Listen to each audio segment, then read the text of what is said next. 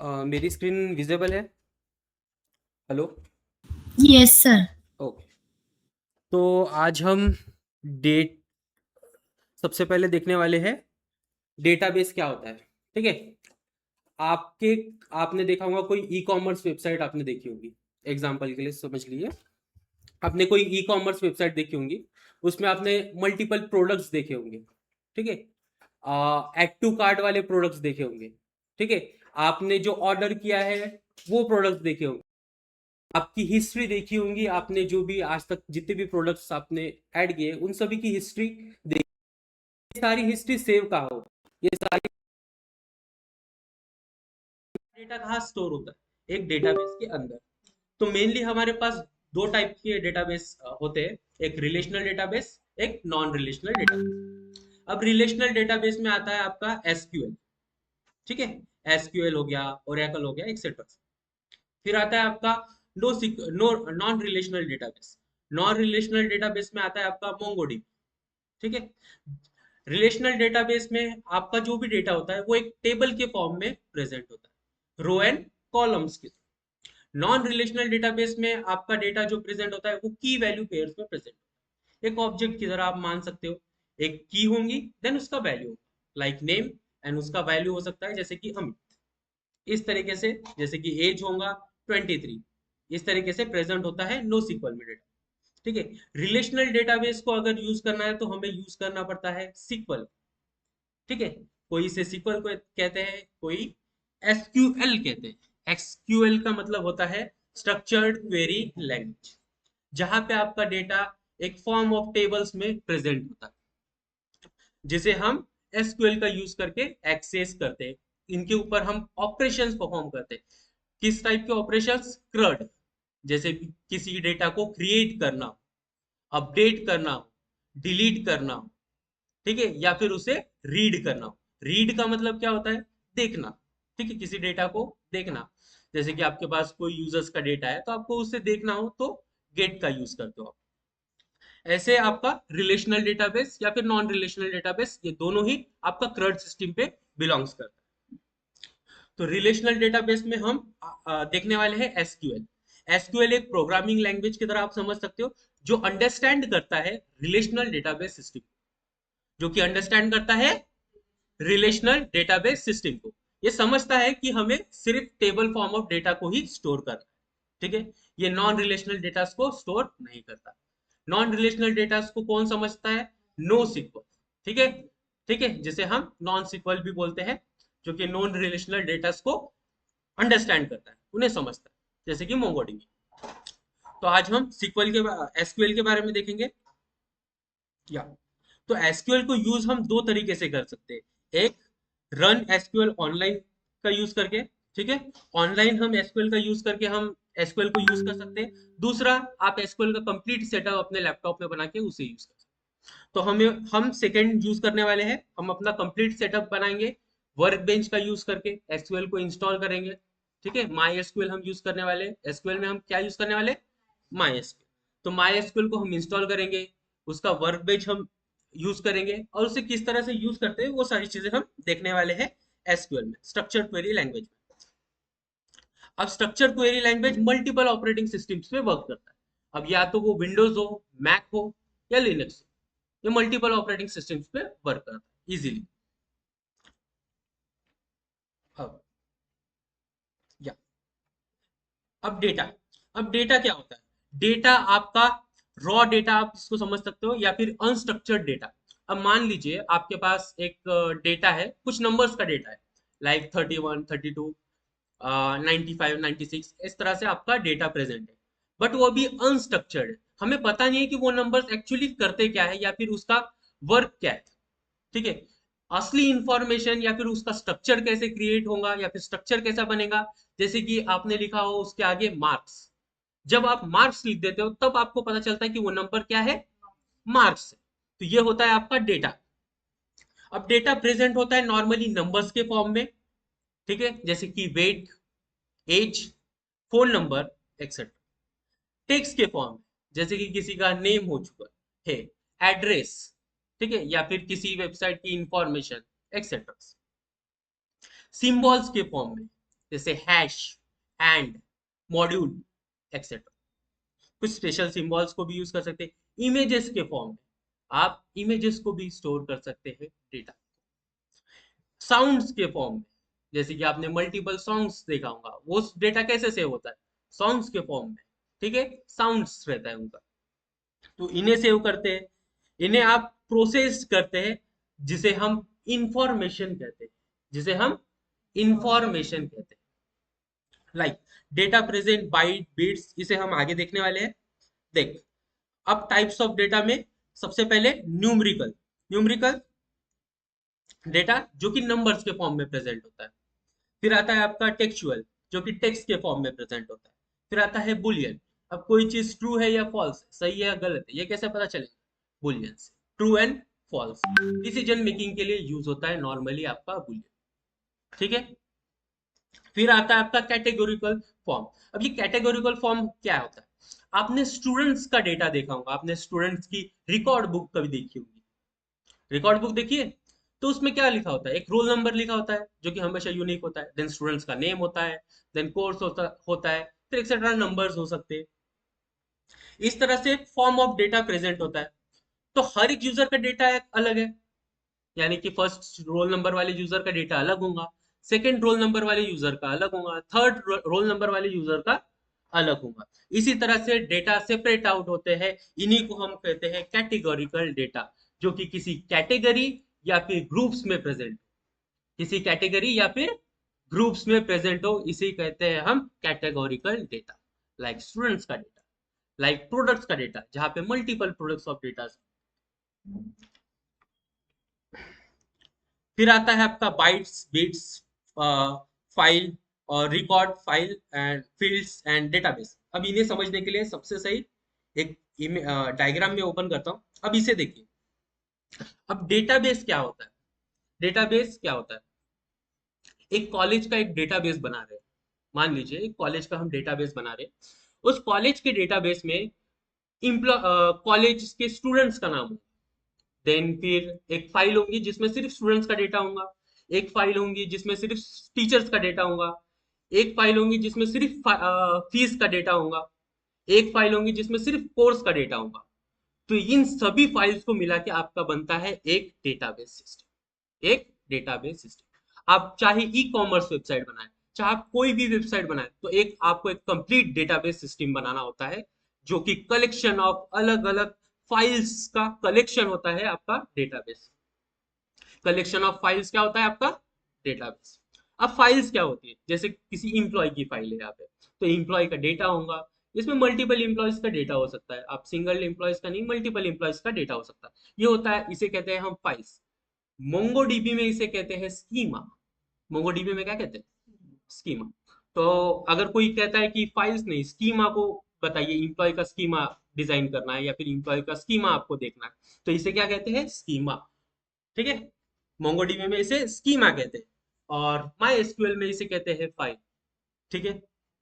अब record, particular user का data या फिर पर्टिकुलर किसी इंप्लॉय का डेटा, इसे कहते हैं हम रिकॉर्ड।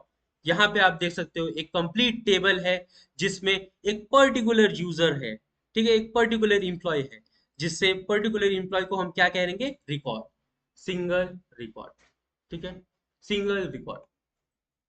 फिर आता है फील्ड्स। फील्ड्स लाइक नेम होगा XYZ, नेम होगा आकाश, एज होगा 32, तो जो नेम है, नेम क्या हुआ, आकाश, तो आकाश आपका क्या हुआ, आपका फील्ड हुआ। 28 क्या हुआ, उसका एज, जो कि आपका फील्ड है। फिर बाइट। अब बाइट को समझने के लिए 1 बीट यानी कि आपका 1 बीट यानी कि आपका 8 बाइट, ठीक है, 1 बीट यानी 8 बाइट। अब कंप्यूटर्स जो होते हैं ना, हमारे बाइनरी कोड्स को समझते हैं, बाइनरी लैंग्वेजेस को समझते हैं, 0 एंड 1 के फॉर्म ऑफ डेटा को समझते हैं। क्या हम या आप इन भाषा को यानी इन लैंग्वेज को समझते हैं? नहीं समझते। इनके लिए हमारे पास, जैसे कि एक मान लीजिए आप किसी फॉरेन पे गए, आपको इंग्लिश नहीं आती और एक इंग्लिश वाला मिल गया, तो आपके साथ कोई होगा ट्रांसलेटर जो कि आपको ट्रांसलेट करके देंगे। इसी तरह से प्रोग्रामिंग लैंग्वेजेस जो कि ट्रांसलेट करती है आपके कोड्स को बाइट्स के फॉर्म में, ठीक है, बाइनरी कोड्स के फॉर्म। तो यहाँ पे जब भी आप एसक्यूएल में कोई क्वेरीज लिखोगे, ठीक है, आपकी बाइट्स, बाइनरी कोड्स, जिसे कंप्यूटर अंडरस्टैंड करता है, कंप्यूटर समझता है, ठीक है। अगर 1 बाइट लिखा है तो जो डेटा होगा 0 एंड 1 होगा, 0 एंड 1 के फॉर्म। अगर 2 बाइट्स लिखा है तो 0 1 1 एंड 0। इस तरह से आपका बाइनरी कोड वर्क करता है, ठीक है। फिर ये ASI2 यानी कि हर एक कैटेगरी, हर एक कैरेक्टर्स का अमेरिकन डेटा स्ट्रक्चर में, अमेरिकन स्ट्रक्चर में हर एक डेटा का, जैसे कि ए का तो कुछ यूनिक कोड होता है, जैसे 64 85 54, ठीक है, आज की वैल्यू जिसे कहते हैं। बट ये आपको इतना सोचने की जरूरत नहीं, इतना समझने की जरूरत नहीं है, ये बैकग्राउंड में वर्क करता है, इसलिए हमें इससे इतना समझने की जरूरत नहीं। आप यहाँ पे सिर्फ फील्ड्स तक आप समझ सकते हो, ठीक है, जहाँ पे आप database, file, record and fields के बारे में, ठीक है। यहाँ तक क्लियर है आप लोगों को ना? इंफॉर्मेशन क्या होती है? मैंने आपको बताया था मार्स का सिर्फ आपके पास डेटा है, बट वो डेटा किस लिए है, तो वो होता है आपका इंफॉर्मेशन। जैसे यहाँ पे एवरेज है 80, ये हो गया आपका इंफॉर्मेशन। अब डेटाबेस से इसके type, relational database, no sequel database लिखा है यानी कि वही नॉन रिलेशनल डेटाबेस, और इन मेमोरी डेटाबेस जो कि आपके रेडिस वगैरह होता है, जो कि फास्टली यूज होता है, ठीक है, रेडिस वगैरह को आप अपने कंप्यूटर्स में अगर यूज करते हैं तो ये फास्टली यूज करने के लिए आप रेडिस का यूज करते हैं। फिर आता है आपका डिस्ट्रीब्यूटेड डेटाबेस सिस्टम, जो कि physical form of data system में प्रेजेंट होता है, फिजिकली डेटा सेंटर्स आप जिसको कहते हैं, इस तरह से आप प्रेजेंट होता है। तो गूगल का अलग होता है, अमेजोन का अलग होता है, अभी गूगल का शायद इंडिया में भी खुल गया है जियो के साथ कोलैब करके, ठीक है। और फिर आता है आपका क्लाउड डेटाबेस सिस्टम, जैसे कि AWS हो गया, गूगल क्लाउड SQL हो गया, ये सारी चीजें जो कि प्रेजेंट होता है क्लाउड बेस्ड, ठीक है, ऑनलाइन फॉर्म में, एक तरीके से समझ सकते हो। अब यहाँ पे एक बेसिक कोड लिखा है, इसे हम बाद में समझेंगे। आपका डेटा इस तरह से टेबल फॉर्म में प्रेजेंट होता है सिक्वल में।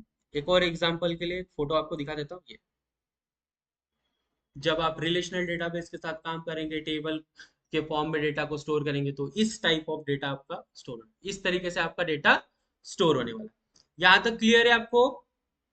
ऑनलाइन में कौन कौन है? नाम नहीं पता मुझे। Hello? Yes, sir. Yes, sir. तो आज मेनली हम इंस्टॉलेशन देखने वाले हैं, ठीक है। अब यहाँ पे एक और management system, database management system. यहाँ पे फ्लैट फाइल डेटाबेस का मतलब क्या होता है, जैसे कि आपने SUV फाइल देखी है, सबने एक्सेल की फाइल देखी है, जहाँ पे एक सिंगल फाइल में डेटा स्टोर होता है, तो वही है आपका फ्लैट फाइल डेटाबेस। फिर आता है आपका रिलेशनल डेटाबेस, जिसमें आपका हायरार्चिकल डेटाबेस सिस्टम और RDMS, RDMS होता है रिलेशनल डेटाबेस मैनेजमेंट सिस्टम, ठीक है। फिर नो सिक्वल डेटाबेस सिस्टम, जिसमें आपका मोंगोडीबी, जो कि की वैल्यू पेयर में कॉलम ऑर्गेनाइज्ड होता है, कॉलम फॉर्म में नहीं प्रेजेंट होता है, डॉक्यूमेंट ऑर्गेनाइज्ड होता है, ये सारी चीजें होती है। ग्राफ डीबी इसमें मिलता है आपको, ये सारी चीजें हैं। बट नो सिक्वल तो हमें एक्चुअली देखना नहीं है, रिलेशनल देखना है। जिसे हम एसक्यूएल देखने वाले हैं। तो डायरेक्ट हम अभी चलते हैं माई एसक्यूएल को इंस्टॉलेशन करने के लिए। बस इंस्टॉलेशन की अगर आपने सर्च नहीं किया तो ये वेबसाइट आपको मिल जाएगी,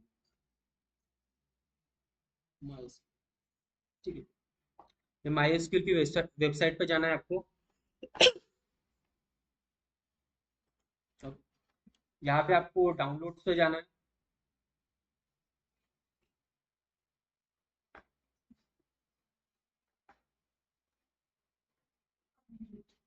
यहाँ पे आपको एक ऑप्शन देखने के लिए मिलता होगा, माई एसक्यूएल कम्युनिटी, इसे क्लिक करना है। यहाँ पे my SQL installer for Windows, अगर आपका विंडोज है तो विंडोज इंस्टॉल करना है। तो यहाँ पे विंडोज जैसे मैं क्लिक करता हूँ, तो यहाँ पे आपको दो वर्जन देखने के लिए मिलते होंगे, वर्जन एक ही है। तो हम ये नीचे वाला इंस्टॉल करेंगे, इसके सबसे ज़्यादा डाउनलोड से, तो इसे इंस्टॉल करेंगे। No thanks, start my download. तो यहाँ पे डाउनलोड हो रहा है, ठीक है। सभी को है इस तरह से करना है डाउनलोड सबसे पहले।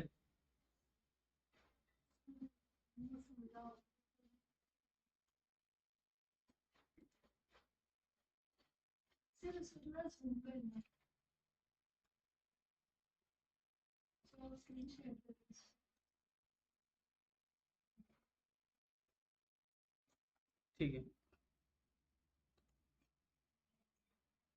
ठीक है, मैं फिर से डाउनलोड करना बताता हूँ।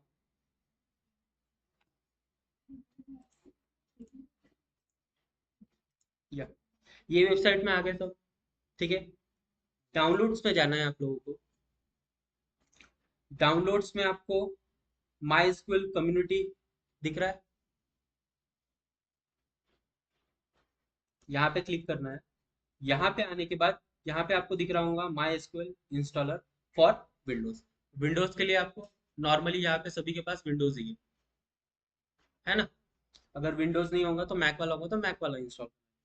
तो यहाँ पे डाउनलोड्स, यहाँ पे ये इस तरीके से ओपन हो गया। यहाँ पे जो सेकंड वाला ऑप्शन है जिसमें सबसे ज्यादा डाउनलोड्स है, इसे हम डाउनलोड करेंगे। यहाँ पे पूछ रहा है लॉगिन करने के लिए, नहीं करना है मुझे। देन यहाँ पे डाउनलोड्स, इतना हो गया सभी का। संस्कृति, Vaishnavi, Yes, sir. Yes, sir. Okay.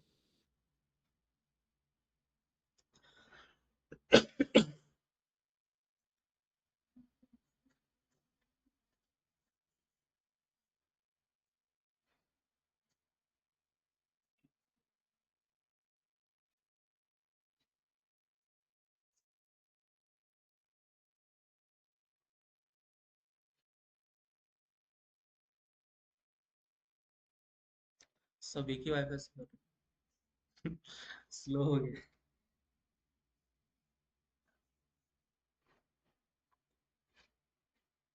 Done, already install, पता था।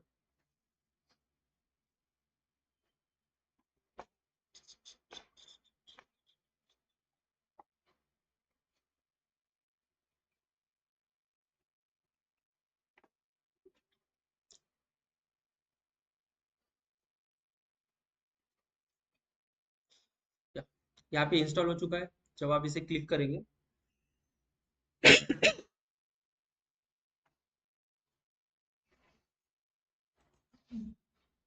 या हाँ, इसके बाद आपको नेक्स्ट क्लिक करना है। नेक्स्ट, ठीक है।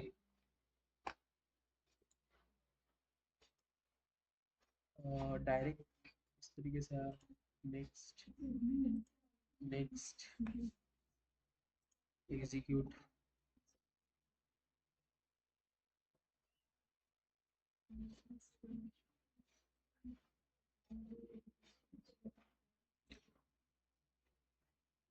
ठीक है। आपको तीन चीजों को इंस्टॉल करना है। सबसे पहले my SQL server, workbench and shell, ठीक है। इन तीन चीजों को इंस्टॉल करना है। सभी का इस तरह से आया। ठीक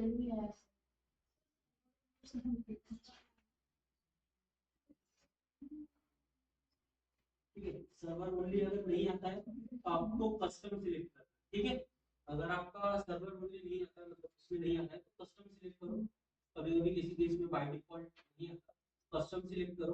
कस्टम में यहाँ पे आपको माई एसक्यूएल सर्वर आपको दिख रहा होगा, वहां पे जाना है, माई एसक्यूएल सर्वर को सिलेक्ट करना है। देन फिर माई एसक्यूएल सर्वर यहाँ पे क्लिक करने के बाद एरो बटन में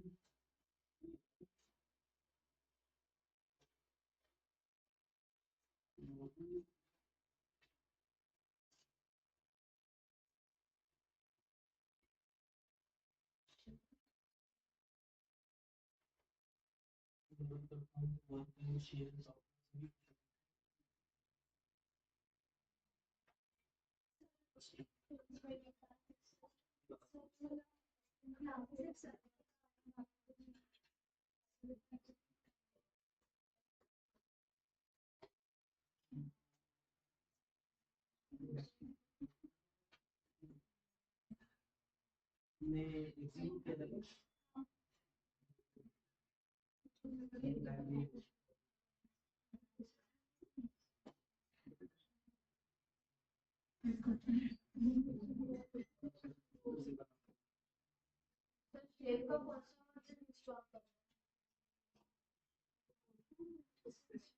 क्या लेटेस्ट टाइम बाय बीच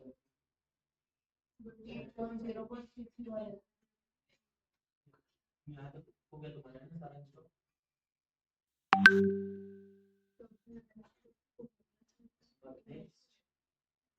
यहाँ पे रूट पासवर्ड आपको दिख रहा होगा, तो रूट पासवर्ड याद रखना। सभी एक काम करो, रूट ही रखो। ठीक है, आज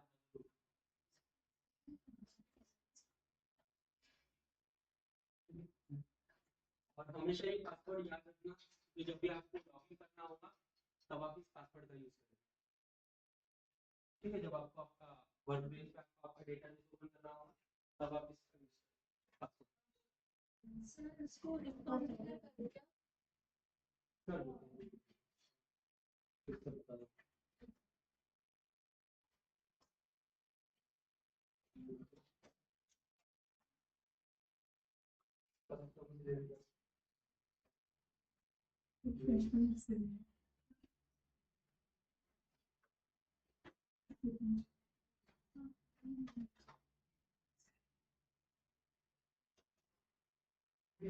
इस तरीके से करना।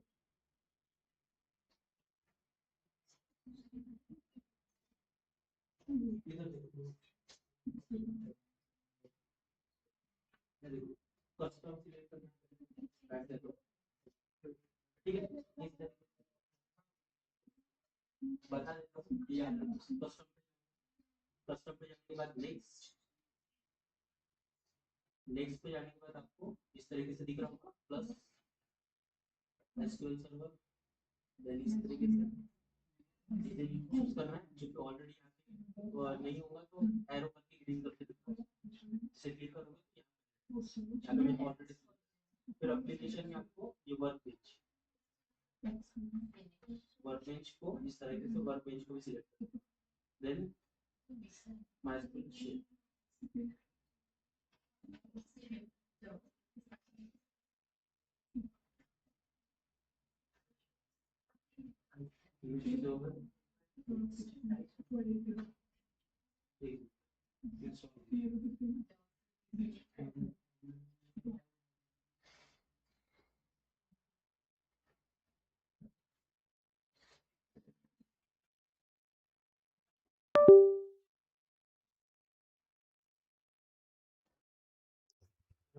नेट स्लो है।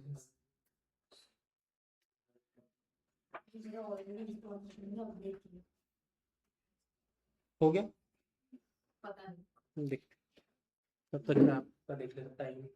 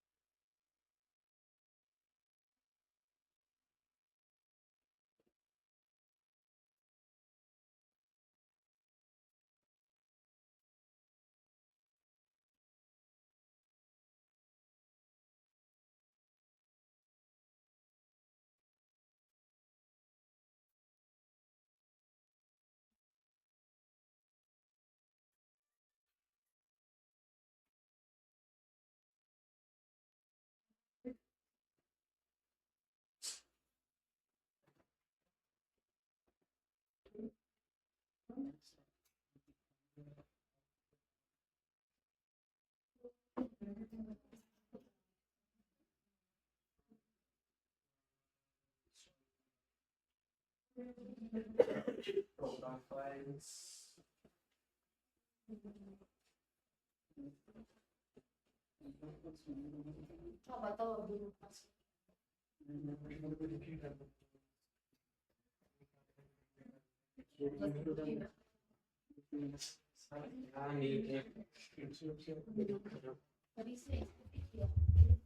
इतना स्लो अटक ही गया है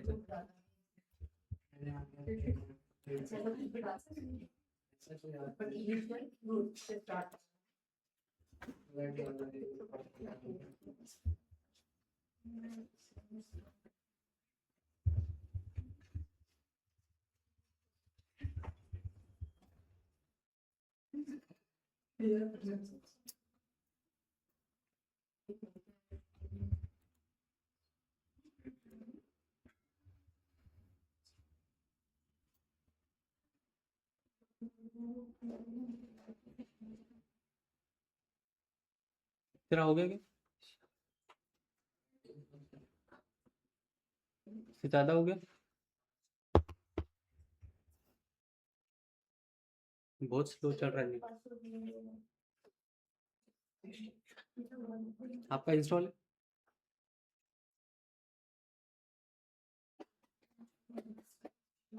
आपका हुआ यही यही तीनों चीजें ओके आज नेट स्लो है मेरा सभी एक साथ डाउनलोड कर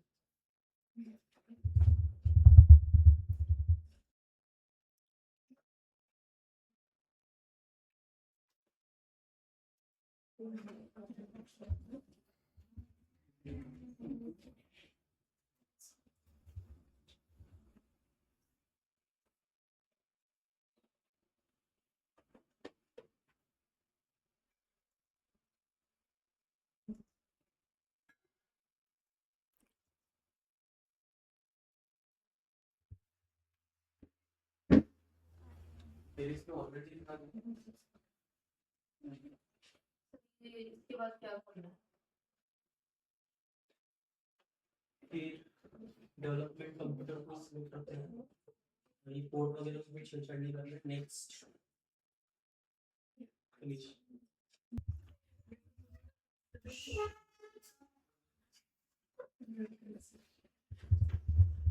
ठीक है यहाँ तक सभी का हो चुका है इंस्टॉलेशन अब आपको नेक्स्ट क्लिक करना है नेक्स्ट देन यहाँ पे पूछ रहा है आपको डेवलपमेंट कंप्यूटर रखना है हाँ और पोर्ट आपको कोई छेड़छाड़ नहीं करनी है यहाँ पे पोर्ट आपको 3006 ही रखना है देन फिर आपको नेक्स्ट क्लिक करना है और यहाँ पे आपको स्ट्रॉन्ग पासवर्ड यही रिकमेंडेड है और इसी को सिलेक्ट रखना है देन नेक्स्ट और यहाँ पे आपको पूछ रहा है रूट पासवर्ड इंश्योर आप करिए कि आपको जब भी आप ये पासवर्ड ऐड करें इसे कहीं पे स्टोर करके रखिए ठीक है क्योंकि हम जब डेटाबेस को ऑन करेंगे तब हमें यही पासवर्ड लगेगा तो मेनली मैं यहाँ पे रूट करके पासवर्ड रख रहा हूँ तो आप भी चाहे तो रूट ही पासवर्ड रखिए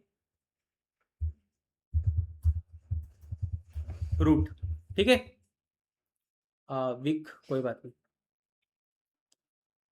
तो फिर से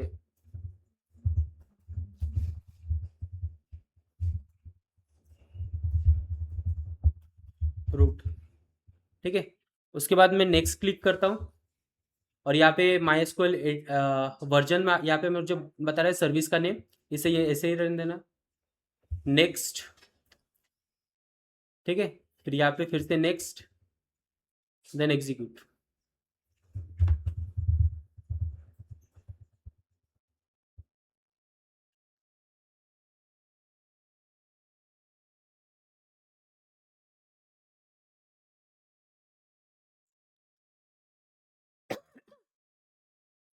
इस तरह से हुआ पासवर्ड आपको याद रखना है ठीक है आप जो भी पासवर्ड देंगे आपको याद रखना है हमेशा कहीं सेव करके रखिए उस पासवर्ड को और मेनली अगर नहीं याद रहेगा तो रूट ही रखिए पासवर्ड इसके बाद फिनिश देन नेक्स्ट तो यहाँ पे मुझे पूछ रहा है कि शेल सेटअप ऑलरेडी ओपन रखना है कि नहीं। मैं इसे अनचेक या फिर आप चेक भी रख सकते हैं। मैं डायरेक्ट शेल ओपन नहीं करना चाहता, इसलिए मैंने शेल को अनचेक कर दिया है। डायरेक्टली शेल ओपन नहीं होगा। और यहाँ पे मेरा डायरेक्टली वर्क बेंच ओपन होगा, इसे मैंने चेक करके रखा है। तो बाय डिफ़ॉल्ट मेरा जैसे ही मैं इसे फिनिश करूँगा, मेरा वर्क बेंच ऑटोमेटिकली ओपन हो जाएगा। जैसे ही फिनिश करता हूँ,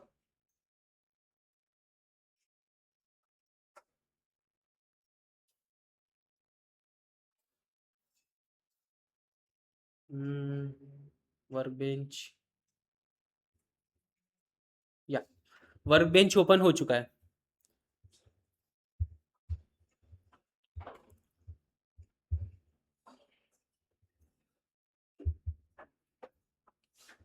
यहाँ पे अगर आपका ऑलरेडी कोई कनेक्शन बन के नहीं आ रहा है, तो आप खुद का कनेक्शन बना सकते हैं। तो यहाँ पे जब मैं क्लिक करूंगा प्लस के आइकन पे, तो यहाँ पे आपको कनेक्शन का नेम पूछेगा। तो आप कनेक्शन का नेम कुछ भी ऐड कर सकते हो अपने हिसाब से।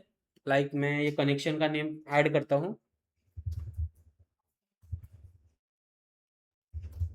न्यू, न्यू, या फिर S2B, S2B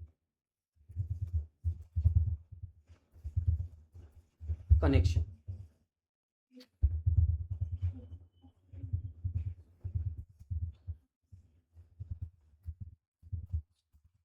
कनेक्शन ठीक है, S2P कनेक्शन करके मैंने नाम दिया है इस तरीके से। देन ओके क्लिक करता हूँ।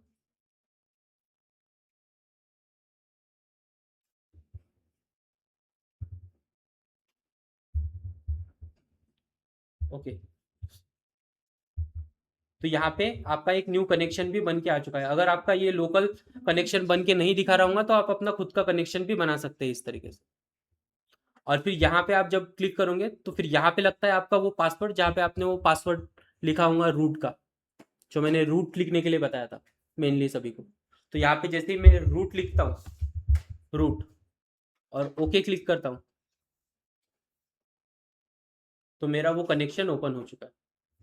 तो अब जब भी हम कुछ करेंगे, कोई भी एग्जीक्यूशन परफॉर्म करने वाले, कोई भी ऑपरेशन परफॉर्म करेंगे, वो इस वर्क बेंच के ऊपर करने वाले। ठीक है।